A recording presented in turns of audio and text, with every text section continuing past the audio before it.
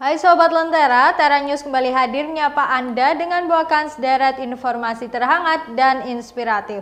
Bersama saya Anissa Zakia, inilah Tera News selengkapnya. Pada 25 Februari 2025, Presiden Republik Indonesia Prabowo Subianto menerima kunjungan kehormatan dari Sekretaris Dewan Keamanan Presiden Rusia, Sergei Shoigu di Istana Merdeka, Jakarta. Pertemuan ini menandai langkah penting dalam memperkuat hubungan bilateral antara Indonesia dan Rusia, khususnya di bidang keamanan dan pertahanan. Pada 25 Februari 2025, Presiden Republik Indonesia Prabowo Subianto menerima kunjungan kehormatan dari Sekretaris Dewan Keamanan Presiden Rusia, Sergei Shoigu, di Istana Merdeka, Jakarta. Shoigu tiba di Istana Merdeka sekitar pukul 12.30 waktu Indonesia Barat, disambut oleh Menteri Sekretaris Negara Prasetyo Hadi dan Panglima TNI Jenderal Agus Subianto. Setelah itu, ia bertemu langsung dengan Presiden Prabowo untuk membahas isu-isu strategis serta memperkuat kerjasama keamanan antara Indonesia dan Rusia. Sebelum pertemuan berlangsung, Presiden Prabowo sempat menanyakan kabar Presiden Rusia, Vladimir Putin, kepada Shoigu. Bagaimana sahabat saya, Presiden Putin? Kap, jela umaya buat juga Presiden Putin. Sehat? On barusan saya nih. Да, все хорошо. Все хорошо, все передать вам все пожелания. Приветствую, а самое главное, я приветствую вам. Pertemuan yang berlangsung secara tertutup ini diakhiri dengan jamuan santap siang bersama di Presidential Lounge, Istana Kepresidenan, Jakarta. Pertemuan ini menjadi bukti nyata komitmen kedua negara untuk memperkuat hubungan bilateral dan menjamin keamanan serta kestabilan kawasan. Hasil drawing Liga Champion telah ditentukan. Babak 16 besar ini dimainkan dengan sistem kandang tandang, mempertemukan tim-tim terbaik dari berbagai negara. Siapa saja yang akan bertanding? Berikut informasi selengkapnya. Babak 16 besar Liga Champions 2024-2025 telah resmi diumumkan, mempertemukan tim-tim terbaik Eropa dalam duel panas. Salah satu laga yang paling dinantikan adalah Derby Madrid, di mana Atletico Madrid yang tampil impresif di UCL musim ini akan menghadapi Real Madrid yang harus melewati babak playoff untuk lolos ke fase gugur. Dari Bundesliga, Bayern München akan berhadapan dengan Bayer Leverkusen, tim yang dalam 6 pertemuan terakhirnya selalu unggul atas Dayroten. Laga ini menjadi ujian bagi Bayern yang sedang berupaya kembali ke puncak performa. Sementara itu, Paris Saint-Germain akan menghadapi Liverpool. PSG mendominasi Liga 1, tetapi sempat terseok di fase grup, sedangkan Liverpool tampil solid di Premier League dengan rekor luar biasa. Akankah PSG mampu membendung serangan The Reds? Duel menarik lainnya mempertemukan PSV melawan Arsenal, Feyenoord menghadapi Inter Milan, serta Barcelona yang kembali bertemu Benfica. Borussia Dortmund harus melawan Lille, sementara Aston Villa berhadapan dengan klub Brugge yang pertarungan terbaik di panggung tertinggi Eropa. Diiringi lantunan suara cak yang menggema dari puluhan penari pria, tari kecak menghadirkan suasana mistis dan memukau. Apalagi saat dipentaskan di Pura Uluwatu dengan latar matahari terbenam di tepi tebing. Penasaran seperti apa keindahannya? Berikut liputannya untuk Anda.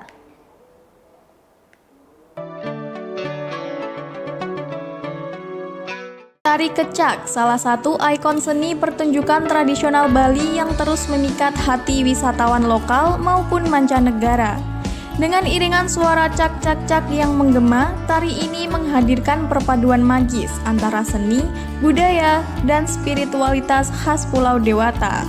Tari kecak pertama kali dipopulerkan pada tahun 1930-an oleh seniman Bali, Wayan Limbak, dan bekerja sama dengan pelukis asal Jerman, Walter Spies. Terinspirasi dari ritual sakral Sang Hyang, tarian ini kemudian dikembangkan menjadi pertunjukan dramatik yang mengangkat kisah epik Ramayana. Yang membuat tari kecak unik adalah ketiadaan alat musik pengiring. Sebagai gantinya, Puluhan hingga ratusan penari pria duduk melingkar, menyuarakan irama cak secara berulang sambil mengangkat tangan, sehingga menciptakan suasana mistis yang memukau. Dalam pertunjukan, penonton disuguhi adegan klasik Ramayana, seperti penculikan Dewi Sita oleh Rahwana hingga penyelamatan oleh Anoman. Aksi para penari dipadukan dengan cahaya obor, sehingga memberikan pengalaman visual yang dramatis. Lokasi pertunjukan tari kecak yang paling terkenal terletak di Pura Uluwatu. Dengan latar belakang matahari terbenam di tepi tebing dan pantai, suasana magis tarian semakin terasa, menjadikannya momen tak terlupakan bagi wisatawan. Selain menjadi hiburan, tari kecak juga merefleksikan nilai spiritual dan filosofi tentang kebaikan melawan kejahatan. Tarian ini menjadi simbol kekayaan budaya Bali yang harus terus dilestarikan di tengah arus modernisasi. Bagi para wisatawan yang ingin menyaksikan langsung keindahan tari kecak, pertunjukan rutin dapat dinikmati setiap sore di berbagai destinasi wisata di Bali, khususnya di Pura Uluwatu.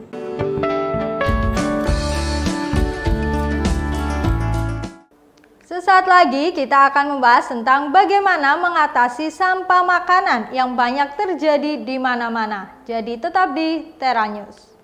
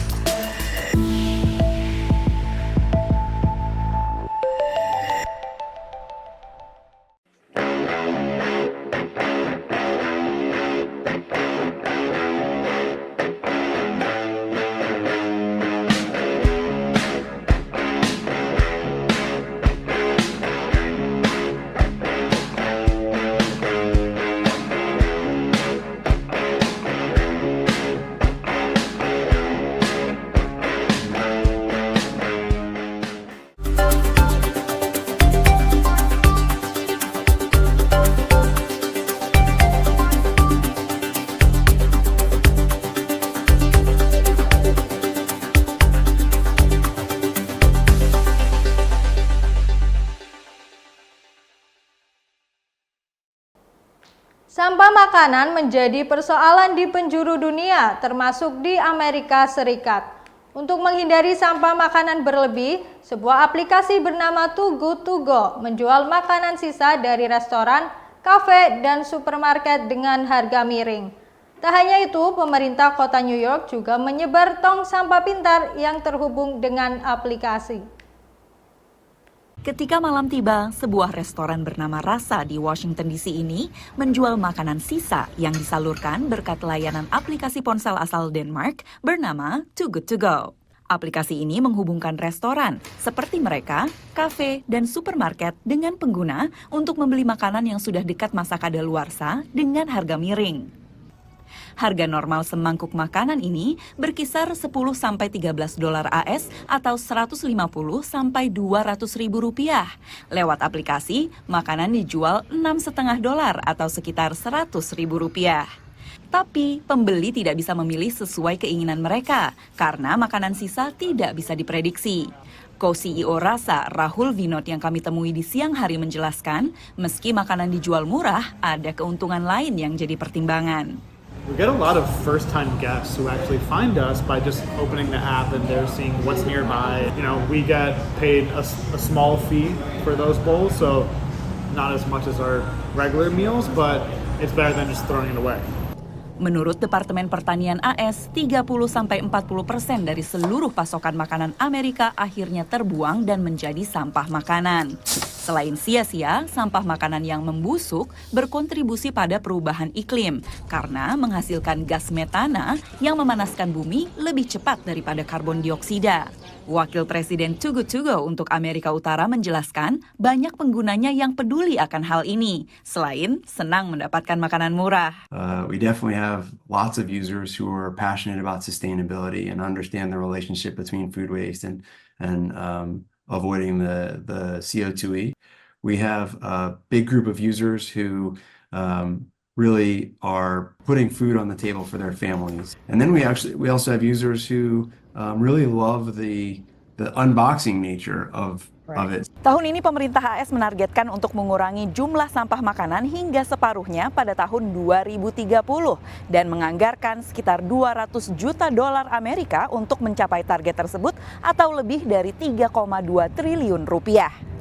Namun berbagai inisiatif untuk menanggulangi sampah makanan sudah berjalan sebelum target itu dicanangkan, baik di ranah swasta maupun pemerintah. Di kota New York, tong sampah pintar berwarna oranye bernama Smart Compost Bin menerima sampah makanan dan sampah organik lainnya. Kotak sampah ini hanya bisa dibuka menggunakan aplikasi untuk mencegah tikus. Lokasinya pun dapat dilacak lewat aplikasi. Menurut pengalaman saya yang udah pernah pakai gitu ya, itu penting banget untuk memilah sampah organik ini yang akan dijadikan kompos gitu kan, karena selama ini belum ada gitu, dan juga untuk mempermudah supaya petugas-petugas yang mengambil sampah ini nantinya bisa membuat atau mendaur ulang kompos tersebut untuk menjadi sesuatu yang lebih berguna. Sejak proyek ini diluncurkan pada akhir 2021, pemerintah kota New York terus menambah jumlah tong sampah pintar dari hanya 30 menjadi 400 unit. Selain menjadi kompos, sampah organik warga dibawa ke fasilitas ini di Brooklyn untuk diubah menjadi energi biogas dan dipakai untuk mengaliri listrik sekitar 5.200 rumah. Dari Washington DC dan New York, Valdia Baraputri, Randy Wicaksana, dan tim VOA. Imigrasi merupakan salah satu topik yang pelik dan diperdebatkan berbagai pihak, terutama jelang Pilpres Amerika Serikat November ini. Sebuah restoran di dekat Gedung Putih, Washington DC, berupaya mengadvokasi berbagai isu keimigrasian lewat aneka kegiatan dan hidangan mancanegara.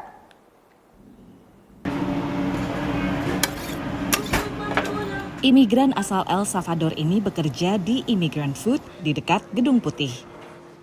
Sejak pindah ke Amerika 20 tahun lalu, Alba sempat mencoba banyak pekerjaan sebelum akhirnya memilih bidang kuliner. This restaurant is the fusion of all countries in the world. Lewat menunya, Immigrant Food menyorot serat budaya imigran yang membentuk Amerika Serikat. Setiap hidangan punya cerita, baik cita rasa Venezuela atau India. Alba ingin siapapun bisa menikmati. When you come here, you're basically coming home. Kembali ke rasa asal, sekaligus mengadvokasi berbagai isu imigran, merupakan landasan para pendiri Immigrant Food. Bermitra dengan sejumlah organisasi nirlaba, restoran ini menyorot pentingnya reformasi imigrasi di Amerika. I just thought it was an incredible, such an innovative way to include a social mission into a business model in ways that we had not seen done before. Thea sendiri bermigrasi dari Belgia sebagai mahasiswa internasional di Amerika. Menurut mitranya Peter, kisah imigran kini tidak jauh berbeda dari saat keluarganya pindah dari Italia. I mean, it's fundamentally about coming to seek a better life, coming to seek a better education for your children, greater opportunities.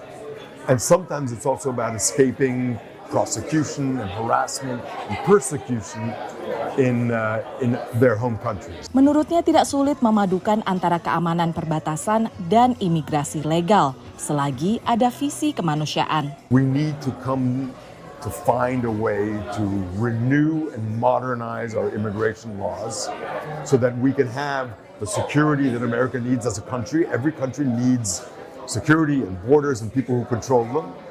But at the same time, we need to have a humanitarian, efficient immigration law. Catherine datang dari Venezuela 3 tahun lalu, hanya berpenghasilan $20 per bulan, tidak cukup untuk hidup. Setelah 6 bulan, ia berhasil mendapat kerja di sini. For asylum, it's very expensive, so I need to work hard. Baik pendiri maupun pegawai Immigrant Food punya kisah berbeda.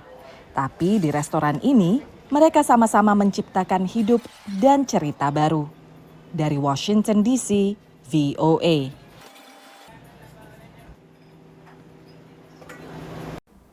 Bacem bukan sekedar lauk khas Jawa Tengah, tapi juga teknik memasak yang telah bertahan sejak masa kolonial. Dengan cita rasa manis dan gurih, teknik ini menjadikan makanan lebih awet secara alami. Ingin tahu sejarah dan proses pembuatannya? Berikut liputannya untuk Anda. Bacem bukan hanya nama makanan, tapi juga teknik memasak khas Jawa Tengah yang berfungsi sebagai pengawet alami. Biasanya tahu dan tempe menjadi bahan utama, tetapi metode ini juga bisa diterapkan pada ayam, telur puyuh hingga jeroan. Teknik bacem berasal dari masa kolonial Belanda saat tanam paksa tebu diberlakukan di Jawa Tengah. Karena gula merah melimpah, masyarakat memanfaatkannya dalam masakan. Hasilnya, lahirlah bacem, makanan bercita rasa manis dan gurih yang diawetkan dengan gula. Prosesnya cukup sederhana. Bahan makanan direndam dalam campuran gula, bawang merah, bawang putih, ketumbar, kemiri, garam, serta tambahan daun salam dan lengkuas. Semua bahan kemudian dimasak perlahan hingga bumbu meresap dan air menyusut. Kadang air kelapa atau asam jawa juga digunakan untuk memberi rasa lebih kaya. Setelah dibacem, makanan bisa langsung disantap atau digoreng terlebih dahulu. Bacem pun menjadi lauk yang sering ditemukan di angkringan atau rumah makan Jawa Tengah yang sering disajikan dengan nasi. Selain lezat, teknik ini juga menjaga makanan tetap awet secara alami. Dan informasi tadi mengakhiri Tera News saat ini. Anda dapat saksikan kembali tayangan saat ini di YouTube channel kami, Lentera TV Media, dan website kami, lentera.tv. Saya Anissa Zakia pamit undur diri, terima kasih dan sampai jumpa.